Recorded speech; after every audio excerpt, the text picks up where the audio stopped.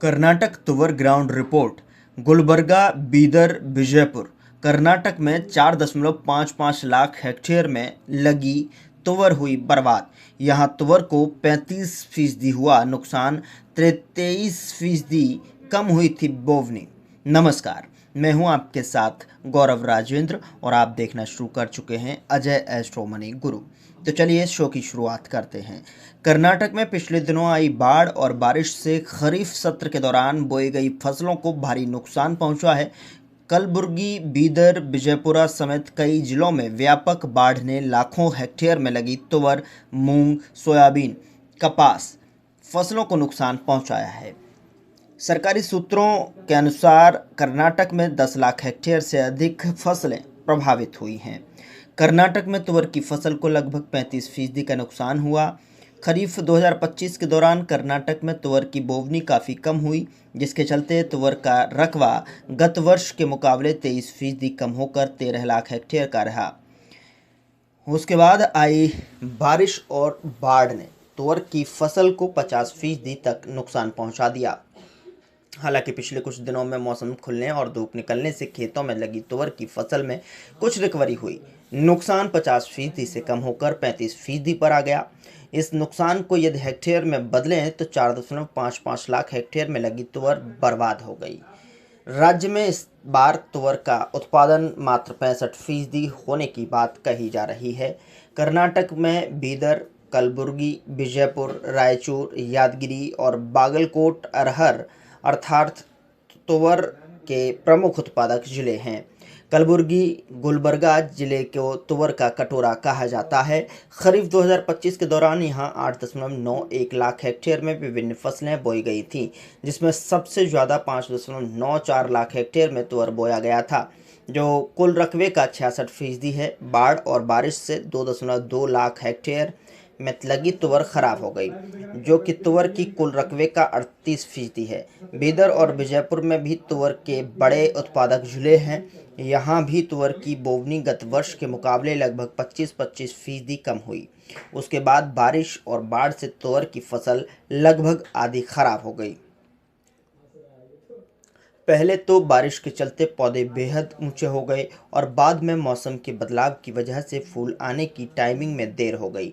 इससे बीज बनने में समस्या हुई, वहीं जो फूल लगे वह आधे झड़ गए।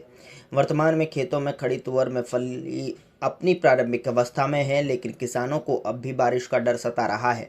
किसानों का कहना है कि यदि वह अब बारिश होती है तो तुअर को काफ़ी नुकसान होगा। वहीं ठंड के मौसम में सुबह सुबह गिरने वाली ओस से भी तुअर के फूल झड़ने की आशंका बनी हुई है। जानकारों को कहना है कि वर्तमान में जो फलियां लग रही हैं उनका आकार काफ़ी छोटा प्रतीत हो रहा है। इससे तुअर का दाना छोटा रहने के साथ साथ क्वालिटी भी प्रभावित होने का अंदेशा है। अतः तुअर में लगी फलियां जब तक पूर्ण विकसित नहीं होती तब तक तुअर के उत्पादन को लेकर शंका बनी रहेगी। जानकारों और किसानों के अनुसार तुअर के लिए अगले 15 से 20 दिन काफ़ी महत्वपूर्ण हैं। बीदर, गुलबर्गा और विजयपुर के उद्योगपतियों और तुअर ट्रेडर्स का कहना है कि तुअर के भाव फिलहाल 6500 से 7000 के मध्य में रहेंगे।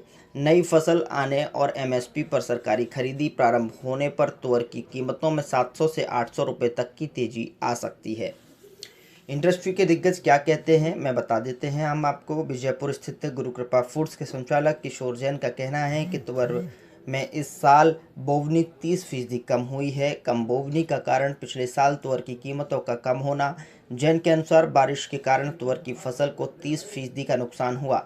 30% बोवनी कम हुई और उसके बाद जो फसल लगी थी वह भी बारिश से 30% खराब हो गई। इस प्रकार तुअर का उत्पादन 50% ही होगा। जैन के अनुसार उत्पादन कम होने के बावजूद तुअर की कीमतों पर अधिक असर नहीं पड़ेगा, क्योंकि विदेशों से तुअर काफ़ी ज़्यादा मात्रा में आयात की जा रही है।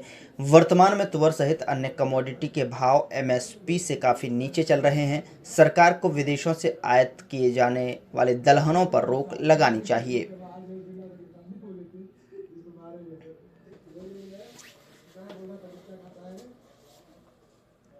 बीजापुर स्थित शिवगिरी दाल इंडस्ट्री के संचालक प्रभाकर बाबू गोलगेर का कहना है कि तुअर में बारिश से काफ़ी नुकसान हुआ है। बारिश से पौधों की ऊंचाई तो बढ़ गई, लेकिन उनमें फूल ही नहीं लगे।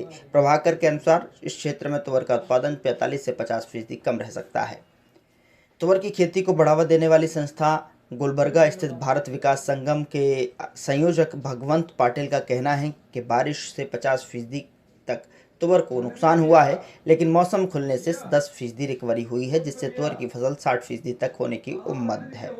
महालक्ष्मी ट्रेडिंग कंपनी के वीरन गोल्ड का कहना है कि आयातित तुअर के कारण फिलहाल तुअर के भाव नरम हैं, लेकिन नई फसल आने के बाद तुअर के भाव 8,000 रुपये के स्तर तक पहुंच सकते हैं। बारिश से यहां तुअर को 50% नुकसान हुआ है। तो वहीं आपको बता दें कि बीदर स्थित वासु ग्रुप, महालक्ष्मी दाल मिल, राघवेंद्र इंडस्ट्री और धनलक्ष्मी इंडस्ट्री के संचालक अशोक रिंजतल का कहना है कि इस साल तुअर की बोवनी 30% कम हुई है। वहीं बारिश से तुअर को काफ़ी नुकसान हुआ है। ओवरऑल 40% का नुकसान है तुअर में। अशोक कहते हैं कि सरकार को एमएसपी से नीचे कोई भी फसल नहीं बेचना चाहिए। बाजार में जो रेट चल रहे हैं उसका अध्ययन कर आयात निर्यात का निर्माण और निर्णय सरकार को लेना चाहिए। यदि घरेलू फसल के भाव कम हैं तो उसका आयात नहीं किया जाना चाहिए।